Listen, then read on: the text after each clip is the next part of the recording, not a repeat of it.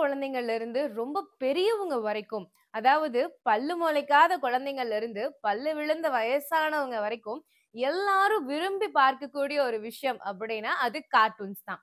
அந்த கார்ட்டூன்ஸ் பத்தி தான் இன்னைக்கு நம்ம வீடியோல பார்க்க போறோம். அனைவருக்கும் வணக்கம். KMDK லைவ்ல இருந்து நான் உங்கள் சஞ்சு. அதாவது இந்த கார்ட்டூன்ஸ் அப்படிங்கிறத வந்து தமிழ் உலகத்துக்கு எப்படி வந்துச்சு அப்படின்னு பார்த்தோம் அப்படின்னா, நம்ம எல்லாருக்கும் பிடிச்ச தமிழ்னாலே இவர்தான் அப்படின்னு சொல்லக்கூடிய மகாகவி பாரதியாரோடது தான் வந்துச்சு. "என்னம்மா சொல்ற? கார்ட்டூனுங்கிற, மகாகவி பாரதியாருங்கிற எப்படிம்மா அது 2க்கும் கனெக்ஷன்?" அப்படின்னு கேட்டா, நம்ம தமிழ் நியூஸ் பேப்பர்ஸ் இருக்கு இல்லைங்களா? அந்த இதழ்கள்ல கேலி சித்திரங்களா, விகட சித்திரங்களா, கார்ட்டூன்ஸ முதல்ல பயன்படுத்தினது யாரு அப்படின்னு பார்த்தா, மகாகவி பாரதியார் தான். அப்ப இருக்கக்கூடிய சமூக பிரச்சனைகளையும், அப்ப நடந்துட்டு இருந்த ஆட்சி முறைகள பத்தியும் நெறைய கேலி சித்திரங்கள அவருடைய இதழ்கள்ல வந்து முன்னாடி அந்த படமா போட்டு இது பண்ணுவாரு. உதாரணத்துக்கு சொல்லணும்னா, நம்ம எல்லாருமே முதல்வன் படம் பார்த்திருப்போம்ல. அந்த முதல்வன் படத்துல அந்த ஒரு சில கேரக்டர்ஸ் வரைஞ்சது இருக்கும் இல்லையா? அதுதான் வந்து ஃபர்ஸ்ட் வந்ததா இருந்துச்சு. அதுக்கப்புறம் அப்படியே ஆனந்த விகடன் மாதிரியான ஒரு சில இதழ்கள்ல அது கொஞ்சம் கொஞ்சமா இருந்துச்சு. ஆனா, பெரிய அளவுக்கு இல்ல. கார்ட்டூன்ஸ் அப்படிங்கிறது வந்து தமிழ் உலகத்துக்கு ரொம்ப ஒரு பெருசா வந்தது அப்படின்னு பார்த்தா, ஃபர்ஸ்ட் ஒரு 70ஸ், 80ஸ்ல 70கள்ல என்ன பண்ணுவாங்க அப்படின்னா, இந்த விஜய் டிவி, சன் டிவி இதுலலாம் வந்து பிரேக்குக்கு பதிலா, இடைவேளைக்கு பதிலா கொஞ்சம் அப்படியே கார்ட்டூன்ஸ் வந்து கொஞ்சம் கொஞ்சம் போடுவாங்க. அப்புறம் அதுலருந்து திடீர்னு யோசிச்சு, சரி இதையவே ஒரு சேனலா ஆரம்பிச்சா எப்படி இருக்கும்? அப்படிங்கிற மாரி தான் வந்து சேனல்ஸ் வந்து ஆரம்பிக்கிறாங்க. அப்படி ஆரம்பிச்சு கார்ட்டூன் நெட்வொர்க்லாம் வருது. அதுல வந்து இந்த பாப்பாய் த செயிலர், அதுக்கப்புறம் டாம் அண்ட் ஜெர்ரி, டின்டின் சாகசங்கள் அது மாரி பல கார்ட்டூன்ஸும் வருது. அதுலயும் அந்த பாப்பாய் த செயிலர்லலாம் வந்து அவரு அந்த கீரைய சாப்பிட்டாருன்னா, அவருக்கு பயங்கரமா சக்தி வந்துரும். அவரு எல்லாத்தையும் தூக்கி போட்டு அடிச்சுருவாரு அப்படிங்கிற மாரியான ஒரு கேரக்டர்ஸ். அதுக்கப்புறம் டாம் அண்ட் ஜெர்ரி எல்லாம் வந்து சொல்லவே வேணாம். அப்ப, இப்ப எப்பவுமே வந்து அது வந்து மொழிகள கடந்து வெறும் ஆக்ஷன்ஸ் மட்டும் தான். ஒரு சின்ன கான்செப்ட் தான். ஒரு எலி ஓடும். அத அந்த பூனை தொரத்தும். அவ்வளவுதான் அந்த கான்செப்ட். அந்த எலி கொண்டு போய் அந்த பூனைய வந்து அப்பப்ப நாய்கிட்ட சிக்க வச்சுரும். இவ்வளவுதான் கான்செப்ட்டே. ஆனா அது ஒரு 10 எபிசோட்னாலும் அந்த 10 எபிசோடே திருப்பி எத்தன தடவ வேணாலும் பார்த்துட்டே இருக்கலாங்கிற மாரியான ஒரு நாஸ்டாலஜிக்கான ஒரு மெமரீஸ் தான் வந்து இந்த டாம் அண்ட் ஜெர்ரி எல்லாம். அப்படி ரொம்ப நம்மள ஈர்த்த விஷயம் அதெல்லாம். எவ்வளோ நாள் அது ஒரு மாரி ஜாலியா, ஃபன்னா இப்ப நம்ம சொல்றோம் ஸ்ட்ரெஸ்ஸா இருக்கு, எனக்கு டிப்ரஷனா இருக்கு அப்படின்லாம். இதுக்கெல்லாம் அந்த கார்ட்டூன்ஸ் பாருங்க. சீக்கிரமா உங்களோட ஸ்ட்ரெஸ், டிப்ரஷன் எல்லாம் போயிரும் அப்படிங்கிற மாரி தான் என்னோட சொல்யூஷன்ஸ் இருக்கு. அதுக்கப்புறமா தான் அப்படியே அந்த கார்ட்டூன் நெட்வொர்க்லாம் பயங்கரமா வருது. அந்த கார்ட்டூன் நெட்வொர்க்ல இருந்து அதோட ஒரு எக்ஸ்பேண்டட் வெர்ஷனா, அதோட தம்பியா, தங்கச்சியா வந்தது தான் வந்து போகோ இதெல்லாமே. போகோலலாம் வந்து எப்படி சொல்றது? மத்த சேனல்ஸ கம்பேர் பண்றத விட, போகோ வந்து குட்டீஸ விட பெரியவங்க வாயில தான் நெறைய வந்திருக்கும். ஏங்க இந்த போகோ சேனல் ஓடிட்டு இருந்துச்சுன்னா, நம்ம புள்ள அதுக்கே அடிக்ட் ஆயிருவா. முதல்ல அத கட் பண்ணுங்க அப்படிங்கிற அளவுக்கு வந்து வீட்ல இருக்கக்கூடியவங்கள வந்து பயங்கரமா கதிகலங்க வச்சது வந்து போகோ சேனல்ஸ் தான். இப்படி இந்த போகோ, கார்ட்டூன் நெட்வொர்க் இதெல்லாம் இந்த கார்ட்டூன் சேனல்ஸ் எல்லாமே வந்து ரொம்ப ஒரு ஆதிக்கம் செலுத்திக்கிட்டே வர்றப்ப, எல்லாருமே அத அதிகமா பார்க்க ஆரம்பிச்சுடுறாங்க. ஸோ அத அதிகமா பார்க்க ஆரம்பிக்கிறப்ப தான், அப்ப இருக்கக்கூடிய பெரிய பெரிய டிவி நெட்வொர்க்ஸோட கவனம் எல்லாம் அந்த போகோ, கார்ட்டூன் இது மாதிரியான கார்ட்டூன் சேனல்ஸ் மேலலாம் திரும்புது. என்னடா இவன் நேத்து தான் இவ்வளோண்டு முளைச்சிருந்தான், இன்னைக்கு இவ்வளோ பெருசா வளர்ந்திருக்கான் அப்படிங்கிற மாரி சரி. நம்மளும் நமக்கு ஒரு போகோ நம்ம ஒரு கார்ட்டூன் சேனல உருவாக்குவோம் அப்படின்னு சொல்லி தான், ஒவ்வொரு பெரிய நெட்வொர்க்ஸும் ஒவ்வொரு சின்ன சின்ன கார்ட்டூன் சேனல்ஸ் எல்லாம் உருவாக்குனாங்க. அதெல்லாம் இப்ப வரைக்கும் ஒரு மாரி ஒரு நாஸ்டாலஜிக்கான மெமரீஸா இப்ப வரைக்கும் எக்ஸ்பேண்டடாவே தான் இருக்கு. அப்படி போகோல ஓடுனதுலயே பயங்கரமானதுன்னா, அந்த கிரீன் கோல்டன் அந்த பச்சைக்கிளி வர மாரியான இருக்கக்கூடிய அந்த சோட்டா பீம் வெர்ஷன் தான். அதெல்லாம் வந்து ஒரு பயங்கரமான நாஸ்டாலஜிக் மெமரி. எவ்ளோ தடவனாலும் பார்த்துக்கிட்டே இருக்கலாம் அப்படிங்கிற மாரி தான். சோட்டா பீமு, ஒரு சின்ன குரங்கு, அதுக்கப்புறம் சுட்கி, அவங்க அம்மா டுன்டுன் ஆன்டி, ஒரு சின்ன பையன் ஜட்டி போட்டுட்டு ராஜு அப்படின்னு, அதுக்கப்புறம் காளியா, அவன் கூட டோலு, போலுன்னு 2 பேர். அதுல எது டோலு, எது போலுன்னு இப்ப வரைக்கும் நமக்கு தெரியாது. இருந்தாலும் அது ஒரு மாரி பயங்கரமான ஒரு மெமரீஸ். இருக்கறதுலயே சோம்பேறி ராஜாவா, யாரோ ஒருத்தன வந்து நாட்ட பார்த்துக்கடா அப்படின்னு விட்டுட்டு ஒருத்தன் சோம்பேறியா இருக்கறக்குன்னே அந்த ரோடோட தோலக்பூரோட ராஜா, அதுக்கப்புறம் அவருக்கு ஒரு அழகான பொண்ணு. இவங்க எல்லாரும் இருந்தா கூட அவங்களுக்கு மெயின் வில்லனா நான் இருக்கேன்டா அப்படின்னு சொல்லி, வில்லனுக்கு இவ்ளோ ஒரு சூப்பர் மெஸ்ஸியா? அதாவது எப்படி வந்து தனியொருவன் படத்துல அரவிந்த் சாமிக்குன்னு ஒரு இது இருக்கோ, அர்ஜுன் தாஸோட வாய்ஸ்க்கு எப்படி ஒரு ஃபேன் பேஸ் இருக்கோ, அது மாரி இந்த கிருமாடாக்கு வந்து ஒரு தனி ஃபேன் பேஸ் இருக்கு. அப்படியே அவன் வந்து ஆக்ரோஷமா அவன் வந்தானாலே, "ஏய் கிருமாடா" அப்படிங்கிற மாரி அது ஒரு அந்த ஒரு சவுண்ட் எஃபெக்ட்டோட வரப்பயே பயங்கரமா இருக்கும். அண்ட் வந்து இது எல்லாத்துலயுமே ஒவ்வொரு அந்த பாட்டு வந்து பயங்கரமா இருக்கும். பீம், பீம், பீம், சோட்டா பீம்ன்னு. இப்ப வரைக்குமே கூட நெறைய பேர் பாடிட்டு அதாவது இப்ப வரைக்கும்னா, கொஞ்சம் பெருசா வளர்ந்ததுக்கு அப்புறம் நான் ரொம்ப மெச்சூர்டான பெர்சன்ஸ்ன்னு சொல்லிட்டு சுத்துறவங்க கூட, தனிமையில பாடிட்டு இருக்க பாடல்கள்ல இதெல்லாமே ஒண்ணு.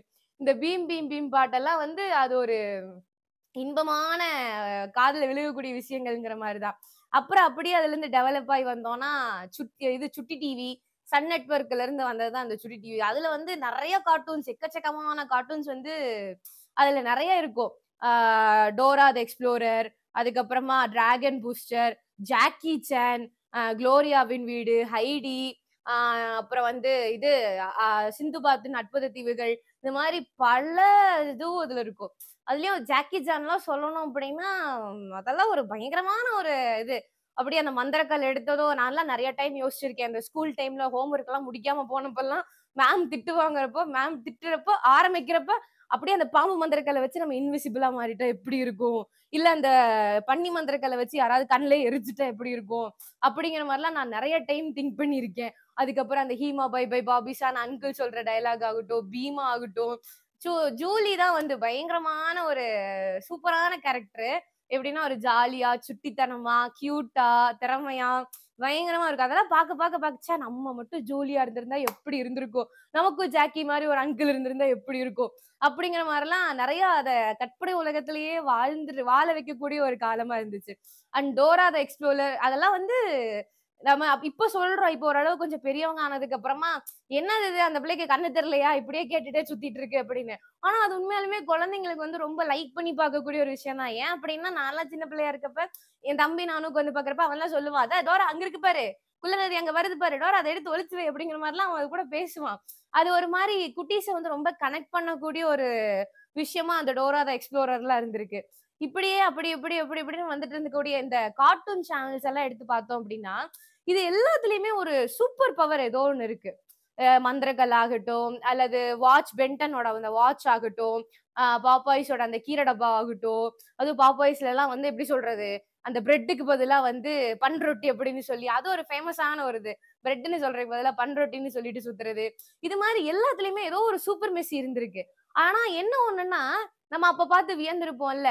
இந்த வீடியோ கால் இது எல்லாமே வந்து கார்ட்டூன்ல இருந்து வந்தது தான். அப்பல்லாம் நான்லாம் யோசிச்சிருக்கேன். ச்சே இது மட்டும் இருந்துச்சுன்னா, நானும் என் ஃப்ரெண்டும் எப்படி உட்கார்ந்து வீடியோ கால்லயே அவள பார்த்துட்டு பேசிட்டு இருந்திருப்போம் அப்படிங்கிற மாரிலாம் நெறைய யோசிச்சிருக்கோம். ஆனா அதெல்லாம் இப்ப வந்து ரியல் லைஃப்லயே இருக்கு. ஆனா அப்ப வந்து அது ஒரு ஃபேண்டஸியான விஷயம்.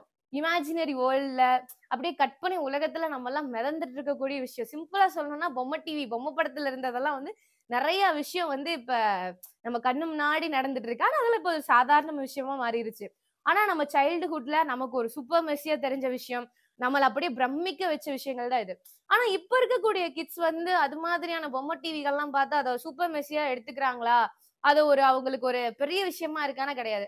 சோ வாட் அவ்வளவுதானே. ஜஸ்ட் தட் அப்படிங்கிற மாரி அவங்க மூவ் ஆன் ஆயிடுறாங்க. அவங்க நெறைய விஷயங்கள் போறாங்க, நெறைய விஷயங்கள் பண்றாங்கன்னா கூட, அந்த இன்னசென்ஸ் அப்படிங்கிறது வந்து ஒரு 90ஸ், இயர்லி 2கேஸ் கிட்ட வந்து நெறைய இருந்துச்சு. அவங்களுக்கு அதெல்லாமே ஒரு சூப்பர் மெர்சியான நெறைய விஷயங்கள். ஒரு வில்லன வச்சு பாராட்டுறது, அந்த பொம்மை டிவில இருக்கக்கூடிய கேரக்டர்ஸ் மாரி நம்மளும் இருந்தா எப்படி இருக்கும் அப்படிங்கிற மாரி பார்க்கறது. ஆனா அதுல இருந்து நெறைய விஷயங்கள் இப்ப வந்திருக்கு. கார்ட்டூன் வந்து நம்மளுடைய எதிர்காலத்த வந்து பிரெடிக்ட் பண்ணுதுன்னு நெனைக்கிறேன். நெறைய விஷயங்கள வந்து கண்டுபிடிச்சு வச்சிருக்காய்ங்க. எல்லாருமே கார்ட்டூன் நெறைய பார்த்தீங்க அப்படின்னா, ஃபியூச்சர்ல என்னென்ன வருது அப்படிங்கிறத நெறைய கண்டுபிடிச்சுக்கலாம் அப்படிங்கிற மாரி தான். ஆனா இப்ப இருக்கக்கூடிய கார்ட்டூன்ல அந்த அளவுக்கான கிரியேட்டிவிட்டீஸ் இருக்கா? ஃபியூச்சர்ல என்ன நடக்க போகுதுங்கிற மாரி பிரெடிக்ட் பண்றாங்களா? அவங்க அது மாரியான விஷயங்கள் எல்லாம் காட்டுறாங்களா? குழந்தைங்கள நெறைய ஈர்த்துக்கிறாங்களான்னாலும் கொஞ்சம் கம்மிதான். அப்ப வந்த கார்ட்டூன்ஸ் எல்லாம் வந்து குழந்தைங்களுக்கு நெறையா அவங்களோட கற்பனை திறனையும் அப்படியே கிண்டி விடுற மாரி, அவங்களோட கற்பனை திறனை நெறைய எடுத்துக் குடுத்த மாரி அப்படி இருந்துச்சு. ஆனா இப்ப இருக்கக்கூடிய கார்ட்டூன்ஸ் வந்து அந்த அளவுக்கான ஒரு இமேஜினரியா, ஒரு கற்பனையா இருக்கா அப்படின்னு கேட்டா, கொஞ்சம் கேள்விக்குறியாகத்தான் இருக்கிறது. ஸோ நெறைய கார்ட்டூன்ஸ் பாருங்க, நெறைய பிரெடிக்ட் பண்ணுங்க. எதையும் ரொம்ப ஸ்ட்ரெஸ்ஸா எடுத்துக்காதீங்க.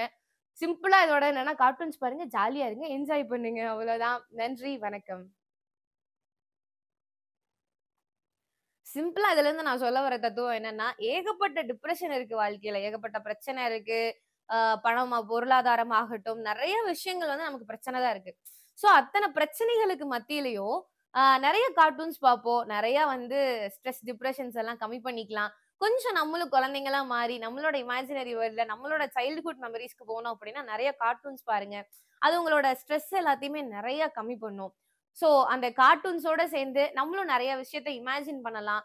கொஞ்சம் நம்ம வாழ்க்கையில நடக்கிற பிரச்சனையவே நெனச்சு இது பண்ணாம கடைசிக்கு, ச்சே அந்த பவர் கிடைச்சா எப்படி இருக்கும்? அப்படிங்கிற மாரியாவது நெனச்சுட்டு கொஞ்சம் காலத்த ஓட்டலாம். உங்களுக்கு ரொம்ப ரொம்ப பிடிச்ச கார்ட்டூன் எது அப்படிங்கறதையும், அந்த கார்ட்டூன் பாக்குறதுக்கு நீங்க எவ்வளவெல்லாம் கஷ்டப்பட்டிருக்கீங்க அப்படிங்கறதையும் கீழே கமெண்ட் பாக்ஸ்ல கமெண்ட் பண்ணுங்க. நன்றி, வணக்கம். இது போன்ற செய்திகளுக்கு KMDK லைவ் சேனலை லைக் பண்ணுங்க, ஷேர் பண்ணுங்க, சப்ஸ்கிரைப் பண்ணுங்க.